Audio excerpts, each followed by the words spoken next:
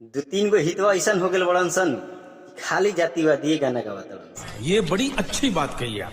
सुना भाई गावा तड़ा तो बढ़िया बढ़िया गाना गावा, अच्छा अच्छा गाना गावा।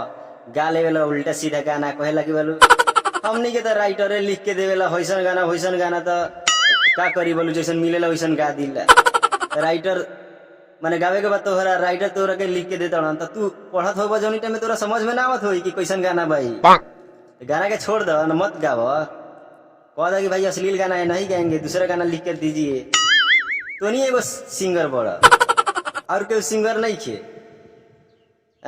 हॉलीवुड बॉलीवुड टॉलीवुड ये सब में सिंगरे नहीं खे दुनिया में। वो तो नहीं सिंगर हो गए वाह बोलो गावे दा गाना जातिवाद या विवादी गाना ये सब बजी पूरा भोजपुरिया समाज के बिगाड़ के रख दिले बड़ा लोगन। पहला कि वाह खूब उड़तानी सुधर जा भाई लोग, न तो एगो ऐसा समय आई कि पता न लोग का कही तुहनी के।